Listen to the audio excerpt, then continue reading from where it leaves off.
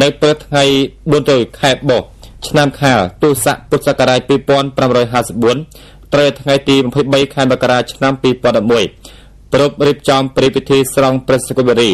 បនចម្រើនប្រជជនវសាប្រគេនថ្វាយសម្ដេចព្រះអភិសិរិយសុគន្ធាមហាសង្ឃរាជបតីជាទីគោរពសក្ការៈប្រកបដោយសេចក្តីជ្រះថ្លានិងកតញ្ញូតាធម៌ដ៏ជ្រាលជ្រៅបំផុតនិងពិធីសម្ពោធវត្តធម្មយុត្តិកនិកាយទូទាំងប្រទេសដោយរូបភាពដែលប្រធ្វើឡើងនៅទីអារាមវត្តស្វាយពពែខណ្ឌចំការមនរាជធានីភ្នំពេញ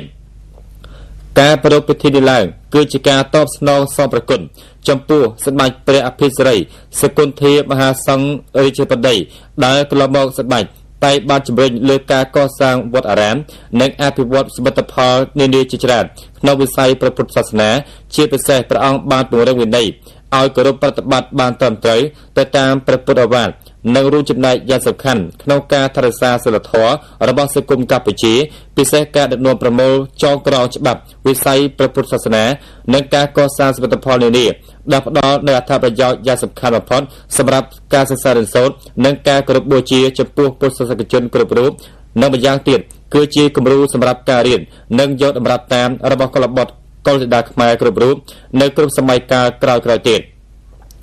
នៅក្នុងពិធីតាមបែបសាសនានេះដែរក៏មានការអញ្ជើញជ្រុំពីអាយដាមលេខជំទាវអេសរជនជាន់ខ្ពស់ដំណើរគោលសបានរបស់ប្រជាកម្ពុជាព្រមទាំងពុទ្ធបរិស័ទទាំងក្នុងនិងក្រៅប្រទេសជាច្រើនរូប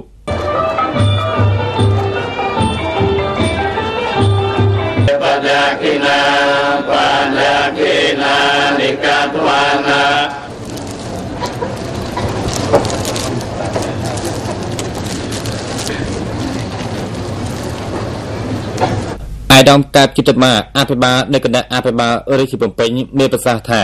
សម្ដេចព្រះអភិសិរិយសុគន្ធាមហាសង្ឃរាជបតីបុគ្គលសម្ដេចព្រះមហាសង្ឃរាជគណៈធម្មយុត្តិកាយនៃប្រជាកម្ពុជា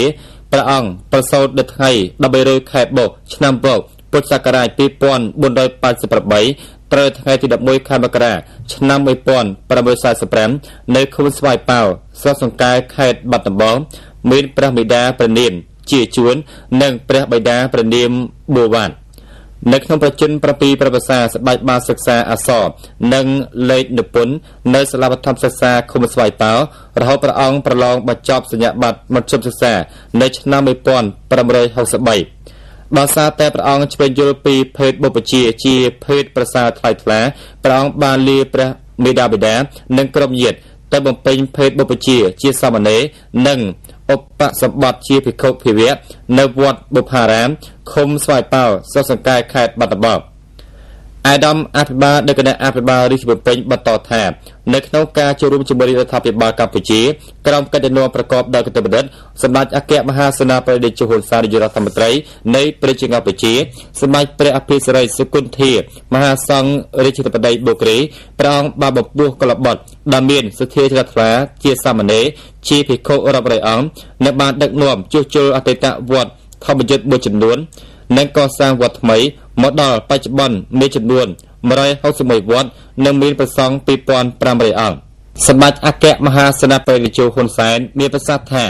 ក្នុងនាមរដ្ឋាភិបាលនិងប្រជាប្រដ្ឋកម្ពុជាទាំងអស់សម្ដេចផ្ទាល់និងភរិយាសូមសម្ដែងនៅកតញ្ញូតាធម៌ចំពោះសម្ដេចព្រះអភិសិរិយសុគន្ធាមហាសង្ឃរាជបតីបុគ្គលសម្ដេចព្រះមហាសង្ឃរាជគណៈធម្មយុត្តិកានិកាយនៃប្រជាកម្ពុជាដែលព្រះអង្គតែងយកប្រតិទុកដាក់យ៉ាងមុតមមនៅក្នុងប្រជាកិច្ចដឹកនាំព្រះពុទ្ធសាសនាគណៈធម្មយុត្តិឲ្យបានគង់វង្សរីកដុះដាលជាបន្តបន្ទាប់សម្ដេចតេជោមានប្រសាសន៍បន្តថាពិតណាស់ថាព្រះអង្គមានស្នាប្រហោះច្រើនអនេកក្នុងការផ្ដល់ពុទ្ធិដល់ពុទ្ធបរិស័ទបណ្ដោះនៅព្រហ្មវិហារធម៌និងផ្សព្វផ្សាយព្រះធម៌របស់ព្រះពុទ្ធសាសនាជាមួយគ្នានេះព្រះអង្គបានបំពេញបុណ្យកុសលដល់រងដំគឺកសាងសនៈបច្ច័យវត្តអារាមពុទ្ធិសមាគមខ្មែរនៅប្រទេសបារាំងគណៈដែលព្រះអង្គភៀសប្រកាយពីទឹកដីកំណើតរបស់ខ្លួនដល់សារស្ថានភាពសង្គ្រាមនៅរបបផ្លាស់ពិសាសម្ដេចតេជោមានប្រសាសន៍សកត់ធ្ងន់ថាគុណូបការៈដ៏វិសេសវិសាលថ្លៃថ្លារបស់ព្រះអង្គពិតជាបានរួមចំណែកយ៉ាងច្រើនឥតកណនាដល់ភាពចម្រើនឡើងវិញនៃវិស័យព្រះពុទ្ធសាសនានិងការអភិវឌ្ឍសង្គមជាតិកម្ពុជាជានេះទៀតព្រះរាជវីរភាពនៃការបំពេញ ភេទបុព្វជារបស់ព្រះអង្គនៅបង្កើតជាគំរូដ៏ល្អប្រពៃមួយសម្រាប់កលបុត្រកុលធីតាខ្មែរជំនាន់ក្រោយក្នុងការរួមចំណែកលើកកម្ពស់វិស័យព្រះពុទ្ធសាសនានិងការអភិវឌ្ឍសង្គមជាតិទៅថ្ងៃអនាគតសម្ដេចតេជោនាយករដ្ឋមន្ត្រីមានប្រសាសន៍សកត់ធ្ងន់ថា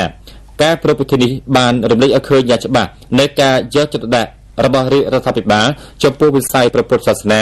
និងក៏ឆ្លុះបញ្ចាំងឲ្យឃើញផងដែរនៅទំនាក់ទំនងដ៏ជិតស្និទ្ធរវាងផ្នែកពុទ្ធចក្រនិងអាណាចក្រនៅកម្ពុជាដែលជាកិច្ចការតែងតែដើរទៅជាមួយគ្នានិងបំពេញឲ្យគ្នាទៅវិញទៅមកប្រការនេះធ្វើឲ្យព្រះពុទ្ធសាសនាក្លាយជាមូលដ្ឋានគ្រឹះកាន់តែរឹងមាំខ្លាំងក្លាថែមទៀតសម្រាប់អប់រំសីលធម៌ចរិយាធម៌របស់សង្គមជាតិយើងដែលមានតាំងពីបុរាណកាលមកនោះនៅក្នុងឱកាសដ៏វិសេសវិសាលនេះដែរសម្ដេចអគ្គមហាសេនាបតីជួនសែនបានឧទ្ទិសពិធីបុណ្យចម្រើនជនគម្រប់66យើងចូល67ប្រវត្តិសាស្ត្ររបស់សម្ដេចព្រះអភិសិរិយសកុន្ធាមហាសង្ឃរាជបតីបូក្រីសម្ដេចព្រះមហាសង្ឃរាជគណៈតយុត្តកនិកាយនៃប្រជាកម្ពុជាក្នុងឱកាសដ៏មហានៃកិត្តិយសពេលនេះខ្លាយទៅជានិមិត្តរូបនៃកម្លាំងឯកភាពជាតិដ៏រឹងមាំរបស់ពុទ្ធសាសនិកជនគ្រប់រូបដែលដើរតាមគន្លងព្រះធម៌ដ៏ល្អផូរផង់របស់ព្រះពុទ្ធជាម្ចាស់ដែលជាព្រះបរមគ្រូនៃយើងទាំងអស់គ្នាដើម្បីកសាងសេចក្តីសុខសេចក្តីចម្រុងចម្រើនសម្រាប់ប្រជាកម្ពុជានិងប្រជាជនកម្ពុជាយើងចាប់ពីពេលនេះតរៀងទៅ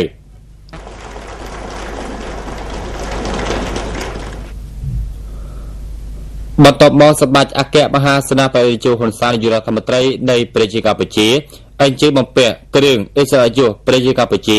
ប្រគេនជូនសម្ដេចអាដាមលើជំទាវជាសពប្រជាជន20រូបដែលបានរួមចំណែកដល់ការកសាងសមិទ្ធផលនានាក្នុងទីអារាមវត្តធម្មយុត្តិកនិកាយទូទាំងប្រទេសក្នុងនោះរួមមានគ្រឿងឥស្សរិយយសមនីស្រាភ័ណ្ឌថ្នាក់មហាសេនាប្រគេនព្រះឧបតសាចារទូចសុកវោហាព្រះមង្គលទេវេចាអ៊ឺអ៊ី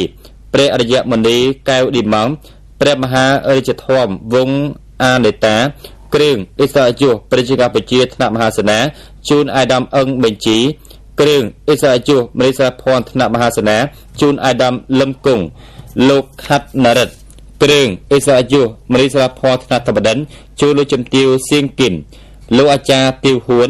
លោកលីសេងវែងលោកលីសងវែងកញ្ញាតារាម៉ងមេដៃមនីស្រាភ័ណ្ឌថ្នាក់សេនាជូនលោកជេងមិនលោកងៅច័ន្ទកេសាលោកហៀកសុភិបលោកស្រីផាលសូហ្វីនៅមេដៃមនីស្រាភ័ណ្ឌថ្នាក់អសរិទ្ធជូនលោកអាចារ្យសៀមធីងលោកអាចារ្យហុងយ៉តលោកអបាសកាវ៉ាន់សំ